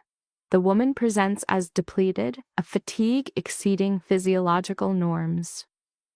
How is your condition? Unwieldy, distressing. I desire the pregnancy to conclude, she states. Tyler conveys his regrets. A professional obligation? The fabrication is transparent. Tyler is engaging in avoidance behavior concerning Giovanni, and Jessica, the subject experiences conflicting emotions, relief, and a desire for her former partner to witness her elevated status. The meal is an elaborate display of resources orchestrated by Giovanni. As initial social rigidity subsides, discourse commences. The father engages Giovanni on architecture. Lauren and Daniel probe his industry knowledge. The mother's affect improves as Giovanni provides a beverage for the child to mimic adult participation. The crucial maneuver in securing the family's approval, however, is Giovanni's interaction with the child. Post-meal, the drowsy child initiates physical contact. He reciprocates with a seamless protective gesture, continuing his conversation while stroking her hair. The action appears reflexive, suggesting rehearsal. His handling of her is remarkable, Lauren confides to Jessica in private. It is an unexpected competency. I concur, Jessica affirms to her reflection. He exhibits great patience. She feels validated by him. Her validation is paramount. To him, yes. Lauren meets her sister's eyes in the mirror. Jessica, your state has been a source of significant concern. Observing your self-depletion, your solitary child-rearing, your refusal of all aid. Now, a shift has occurred. Your affect is lighter. You seem to be permitting positive emotion. I am attempting it, Jessica verbalizes with difficulty. Is it permissible to feel this with a man of his nature? A man of his nature? Lauren reorients to face her directly. A high-status male who offers respect, who demonstrates profound attachment to your offspring, who assessed our dysfunctional family unit and deemed you a valuable asset. She grips Jessica's shoulders. He is not the pathology. Tyler was. Mother's maladaptive standards were. Your own distorted self-worth was the core issue. They return as a large celebratory confection is presented, eliciting a strong response from the child. Lauren performs the birthday ritual, and for the first time in 5 years, Jessica experiences a feeling of social integration. Vanessa departs post-dessert, citing fatigue, but pauses beside Jessica. I feel positive regard for your situation, she states quietly. I believed I was acquiring your desired outcome, but you may have averted a negative one. Tyler is not. She hesitates. He is a different person than my initial assessment. Vanessa. Cease, she interrupts with a gesture. I wish to acknowledge that your outcome is superior. Her focus shifts to Giovanni, who is methodically folding a napkin into an animal shape for the child. Retain him. An individual of his type is uncommon. She departs before Jessica can formulate a response, leaving a vacuum of unresolved queries. As the event concluded, the parents expressed profuse gratitude to Giovanni. The father mandated a future meeting. Sophia suggested a joint social outing. Lauren's embrace was forceful, her verbal approval unequivocal. They traversed the illuminated urban landscape, the child inert and unconscious in her safety restraint. This statement served as a catalyst, breaching another of her emotional defenses. Giovanni, I can anticipate your cognitions, the need for caution, the child's deepening attachment, the potential for severe emotional trauma should the structure collapse. He observed her as external light illuminated them. But Jessica, consider an alternative outcome. What if this is the standard process for constructing a stable family unit? She could offer no rebuttal. Later, observing him transport the sleeping child with practiced ease, she began to entertain the possibility of the arrangement's permanence. That evening, on the terrace, he located her. My gratitude, he vocalized, encircling her from the rear. For granting me access, for entrusting me with the child, for engaging in this illogical endeavor, for leaving me no alternative. She relaxed into his physical control. For the preceding 14 days, for this evening, for each moment you reinforce the delusion of a positive outcome. They remained in place as she for the first time contemplated a future beyond the current provisional state, where her partner was a permanent fixture to whom her attachment was already profound, and her offspring had a paternal figure who selected, rather than abandoned, her. 14 days, the period since the warehouse incident, when Giovanni decreed their simulated bond would transition to an authentic one. Subjective time perception is irrelevant in the face of such potent positive reinforcement. The domestic environment is now defined by the presence of a male who projects idealization onto her, while her offspring rests in a state of perceived security. Camilla's prognosis may be accurate. Such acute, rapid onset euphoria is often transient. Yet, under his physical containment that night, she performed a risk assessment and accepted the odds. Giovanni Fioraldi, with his high-threat environment and controlled tenderness, represented an acceptable wager. A discernible chill marked the Saturday evening atmosphere, forecasting the imminent Chicago winter. 3 weeks had elapsed since the subject's attendance at Sophia's wedding, a temporal distortion perceived as both an eternity and an instant. The patient, Giovanni, had orchestrated a dinner at his Gold Coast establishment, Fioraldi's on Astor, under the guise of new beginnings. It became clear his definition of formal involved commandeering the entire second floor of his Michelin-starred restaurant, an assertion of dominance over a venue with a 6-month reservation list frequented by the city's elite. Such a shutdown was a significant deviation from protocol. The subject initially resisted his plan. "I require privacy," was his sole, unrevealing explanation, his expression a carefully maintained facade. Consequently, she was observed in their penthouse fitting the child, Lily, into a crimson velvet dress, attempting to suppress her own somatic anxiety. The evening was saturated with unspoken significance, a pressure she could not yet identify. "Mom, you're ruining my hair," the child protested, resisting her mother's agitated state. "Mr. Giovanni assigned me a crucial task, and my appearance must be flawless." "A crucial task?" She adjusted the girl's collar. "It is confidential," the child stated, her expression reflecting the exhilaration of a 5-year-old entrusted with a critical secret. "A very positive one." "The greatest secret of all time."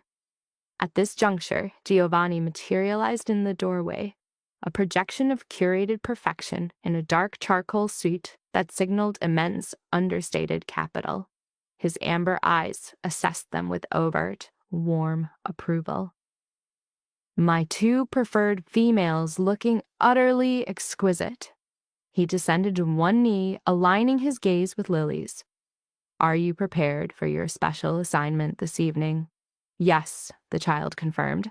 "I rehearsed all week as instructed." "Rehearsed what?" Jessica's focus shifted between them as a nascent unease began to form. "You will see," Giovanni stated, rising to offer his arm. "Shall we proceed?" Upon arrival, the restaurant was a theatrical display of light, illuminating tables set with stark white linen and crystal refracting light into fragments. The second floor, however, their isolated stage for the event, had been completely reconfigured. Glimmering lights were threaded through the exposed brick, with candles emitting light from every available surface. A single long table, set for 15, occupied the center, with each place marked by a name in elegant script. Her family unit was already assembled. Her parents stood near the windows, the father gesturing toward the Chicago skyline as the mother observed with an uncharacteristic, serene expression. Lauren and Daniel were engaged in conversation with Sophia and her new spouse. Even a noticeably pregnant Vanessa was present, appearing fatigued but accounted for. Jessica. Sophia initiated an immediate, forceful embrace, radiating the undiluted euphoria of a recent bride. I am so relieved you are present. Giovanni indicated tonight held great importance. To be candid, I have no information regarding this event's purpose, she conceded. That is a function of your known aversion to surprises, Lauren interjected, placing a kiss on her cheek. Simply comply and enjoy it. Given his tendencies, it will be a significant production. Then, improbably, Camilla emerged from the kitchen. You did not believe I would be absent for this, correct? She inquired, drawing her into a firm hug. Giovanni contacted me 3 days prior and essentially mandated my attendance. I am experiencing the sensation that the entire world is conspiring against me, Jessica murmured, an irrepressible smile forming. The final arrivals were Franco and his wife Maria, with whom she had only limited prior contact. He directed a brief, meaningful glance at Giovanni before the group was seated. If everyone would please occupy their seats, Giovanni declared, his voice possessing an inherent authority. We have much to commemorate this evening. The subsequent meal was a culinary exhibition, with Giovanni narrating each course, transitioning fluidly between the roles of host and proprietor. He had positioned her at the table's head, with himself to her right and the child to her left. Surrounded by her kin, the space resonated with what appeared to be authentic, profound laughter. During the main course, her mother leaned closer. Giovanni, this is truly exceptional. Jessica is exceptionally fortunate to have acquired a man such as you. No, Mrs. Reed, I am the fortunate party. His hand made contact with hers beneath the tablecloth. Your daughter serves as a daily reminder that being a prize is meaningless without a partner to share it with. Her father, who had been largely silent, finally contributed. You treat her well, both of them. That is the extent of a father's requirements. The simple gravity of his validation was sufficient to induce an emotional blockage. After 5 years of viewing her life as a misstep, he was finally acknowledging them. All of them. Dessert was served as the exterior sky transitioned to black, rendering the city into a grid of electric points. Gold-dusted chocolate soufflés were placed before each guest. Before we indulge, Giovanni said, rising and striking his glass. There is a statement I must make, or more accurately, an inquiry I must pose. The subject's cardiac rhythm seemed to cease. Across the table, she registered complicit smiles. She was the sole individual unaware of the scripted dialogue. 3 weeks ago, I attended a wedding for business purposes with no expectation of a significant outcome. His gaze located hers and held it. Instead, I discovered Jessica concealed at a corner table, attempting to become invisible when she ought to be venerated. He repositioned himself to her side. I proposed a contract, a fabrication intended to preserve social standing for us both, and Jessica, in her brilliance and courage, consented. We danced, we performed, we fulfilled our designated roles. The child Lily giggled beside her, a confederate in the elaborate deception. But in the interval between that dance and the present, the artifice dissolved, the arrangement became authentic, and I developed a profound emotional attachment to a woman who saves children during 12-hour shifts. who raises an exceptional daughter with composure and who informed a crime boss he was not permitted to intimidate children in her city. Tears were now flowing without restraint down her face. Giovanni knelt on one knee, producing a velvet box from his coat. Jessica Reed, I am no longer proposing a simulated arrangement. I am offering you reality. My entire world, my essence, my name. I am offering you a life where you are never disregarded, where you are treasured at all times. He opened the box. The diamond within captured light like a contained star. Will you marry me? The room became completely silent as every guest appeared to suspend respiration. All attention was fixed on her. Affirm, Mom, Lily whispered audibly, shifting in her chair. Affirm so I may perform my special task. Several chuckles alleviated the tension in the room. She observed this man, who had become her stable anchor in a mere 3 weeks, the individual who prepared pancakes for her child and confronted criminals, all while regarding her as if she contained the cosmos. Yes, the word emerged, constricted by emotion. Of course, yes. Giovanni fitted the ring onto her finger, a perfect match, and raised her for a kiss as the room erupted in applause. When he released her, Lily was pulling at his sleeve. Now? Is it my time? It is your time, he affirmed, placing her on a chair for visibility. She retrieved a velvet pouch from her purse and extracted 2 simple, polished gold bands. I present the matrimonial rings, she declared. Mr. Giovanni designated me as ring warden, and I am displaying them so you understand this is genuine and I am a permanent member of this family. She offered them with a seriousness unique to a 5-year-old. The room again filled with laughter and sincere applause. Permanently, Giovanni echoed, his gaze fixed on Lily with an affection so intense it was nearly painful to witness. You both are my possessions now. The remainder of the evening became a haze of champagne, and her mother's insistence she was not crying. Despite her tear-streaked face, Lauren seized her in a breath-constricting hug, stating she had never appeared so luminous. Sophia and her husband instantly offered to organize the entire wedding. Then Vanessa approached, her hand on her abdomen. My sentiment was not disingenuous, she said quietly. I am truly happy for you. Tyler is... She hesitated, seeking the correct terminology. Tyler is just Tyler, but Giovanni operates on another plane. You must not release him. I will not, she vowed. But in truth, what is your condition? Fatigued, pregnant, and reevaluating every decision I have ever made, she replied with a tired smile. But that is a separate narrative. Tonight is about you finally receiving your due. As Chicago's lights shone like fragmented gems far below, she stood with Giovanni on the restaurant's balcony, detached from the celebration inside. There, the child, Lily, was dancing with Franco, her laughter a distinct sound in the October air. 3 weeks, she registered.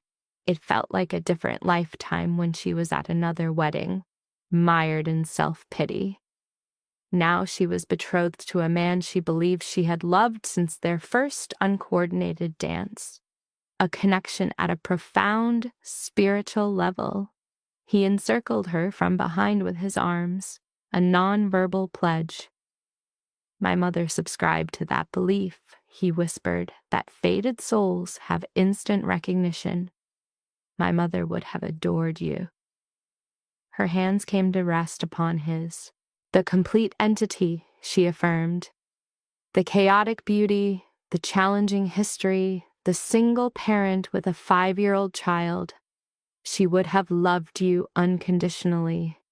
His voice was a raw composite of warmth and sorrow, and she would have maintained that the best things merit a fight, particularly when they are complex. So what is our protocol? She pivoted in his arms to face him. We organize a wedding, he began. Determine how to integrate my chaotic existence with your structured one, and inform Lily her new father not only owns restaurants but also attends meetings with extremely influential individuals. One day at a time. His kiss on her forehead was the seal on their new contract.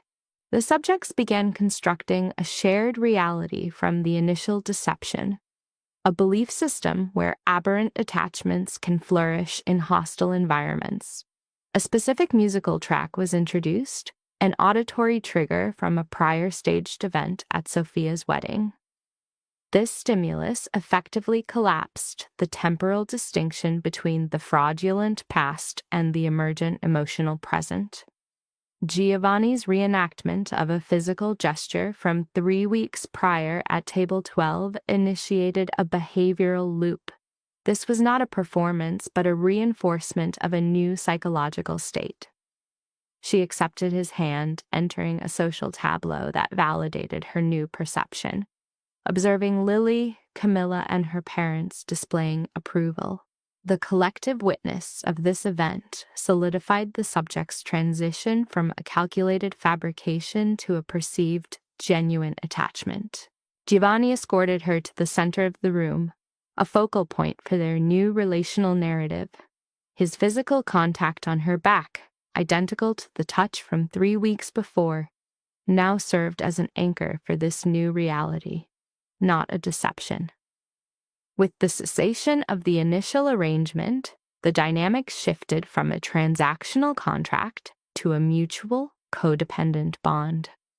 The male subject provided validation to a female subject with a documented history of feeling marginalized. In turn, she began rationalizing the preceding crisis as a necessary catalyst for a positive outcome.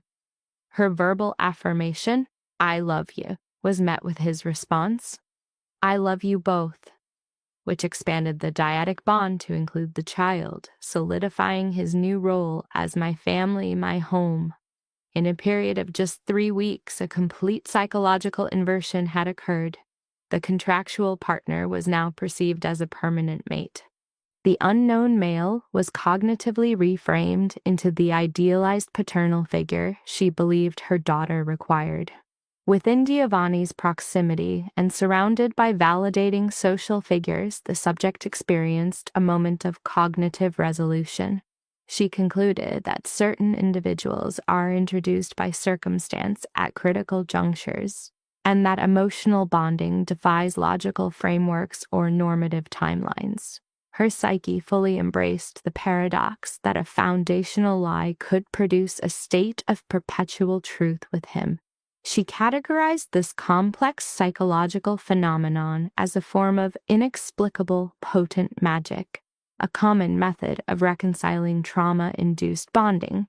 Let the story pause for a second because the obvious drama is not actually the deepest one. Yes, the wedding is brutal. Yes, the ex-husband is shameless. Yes, the rich family does that polished upper-class form of violence where nobody slaps anyone, but somehow a seating chart still feels like a public execution. Yes, the dangerous stranger in the expensive suit enters at exactly the right time and flips the entire emotional board. But that is not the cruelest twist. The cruelest twist is that she had already gotten used to being treated badly. That is the wound beneath the wound. She did not collapse at the wedding because she had practice. She knew how to sit still while people evaluated her. She knew how to keep her mouth soft while swallowing humiliation. She knew how to hear pity and translate it into "I am still not enough." That skill did not appear overnight. It was built over years. And that is the first life lesson, the one nobody likes because it hurts too much. A person can survive disrespect for so long that it starts to feel ordinary. That is what makes the ex-husband's return so disgusting. He does not just insult her, he walks into a room full of old pain and assumes the furniture is still in the same place. He thinks he can sit down inside her shame like it still belongs to him. That is what weak people do after betrayal. They do not just move on, they check whether the damage is still active. And let us be honest, he is not a difficult mystery. He is a very common man in a polished suit, the kind who wants the image of goodness without the labor of goodness, the kind who says he wasn't ready when responsibility arrives, then magically becomes ready once the status improves. He is not deep, he is convenient. That is why he is dangerous. Basic selfishness does more emotional damage than dramatic evil ever will. Then the dangerous man arrives, and here is where the script gets mean in the smartest possible way. The man from the criminal world is emotionally cleaner than the man from the respectable one. That is nasty writing. Great writing, but nasty. Because now the audience has to deal with an uncomfortable truth. Social legitimacy and moral worth are not the same thing. The man in the family photo can be rotten. The man with enemies can still be the first one to actually protect her. And what does he do first? He does not ask her to heal him. He does not dump his trauma on her. He does not make a big speech about destiny. He gives her something embarrassingly simple, a way out of public humiliation for one night. This is where the emotional trap snaps shut. Sometimes people fall in love not when they are rescued, but when they are finally relieved of carrying shame alone. That is why the dance matters, not because it is sexy. It is, sure, but that is not the important part. The important part is that for the first time all night, she is not being watched as a failure. She is being watched as a woman. That can destroy a person emotionally in the best and worst way. Because once someone feels the difference between being tolerated and being treasured, old relationships start looking like crime scenes. And now let the story pause again, because the daughter changes everything. Without the little girl, this is just a dramatic romance with organized crime seasoning. With the little girl, it becomes a moral test. The daughter is the truth detector in the story. Around her, all fake adults get exposed eventually. Men who only want power tend to treat children like interruptions. Men who want control use children as arguments. Men who actually love know that a child is not a prop. A child is a world. That is why the dangerous man wins emotionally. He does not just want the mother. He makes room for the child. He notices her habits. He protects her sleep. He speaks to her like she matters. He enters the father space not with entitlement, but with care. Second huge lesson. The right person does not merely love the part of someone that is easy to romance. He respects the part that is expensive to protect. And that brings us to the emotional knife twist. The mother is not scared only because his world is dangerous. She is scared because he is good with her daughter. That is a whole different terror. Adults can survive heartbreak. Mothers are terrified of misplacing trust around children. Once a child starts attaching, the stakes go nuclear. That is why the relationship stops being fantasy and becomes terrifyingly real. Now, to the best irony in the entire story, the fake relationship creates real danger, but it also exposes real love. The performance draws criminals, the lie attracts enemies. The convenient arrangement becomes emotionally inconvenient in the most absolute way possible. And that is a sneaky life lesson. Sometimes a false beginning leads to truth faster than an honest beginning ever could, because people reveal themselves under pressure. Her ex revealed himself under pressure. Coward, opportunist, control addict. Her family revealed themselves under pressure. Conditional, class-obsessed, affectionate only after external validation.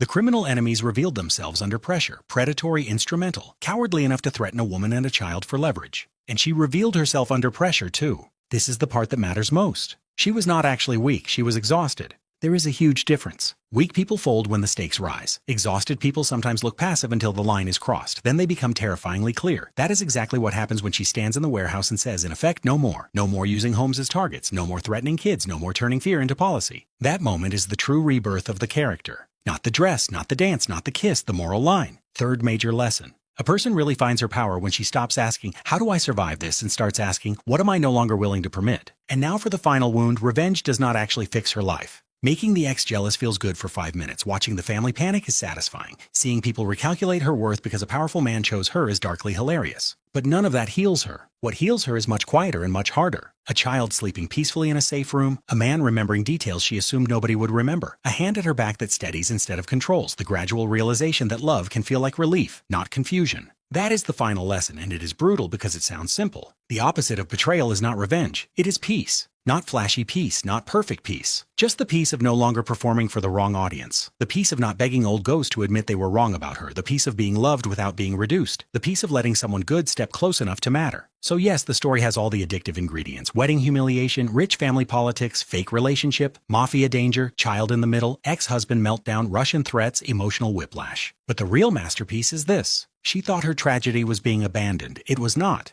Her real tragedy was almost building an entire life around people who only knew how to love her conditionally. Once that ended, everything changed. And the man who entered as a plot twist stayed because he was not really the twist at all. The twist was her. The woman everybody had written off turned out to be the strongest person in the room.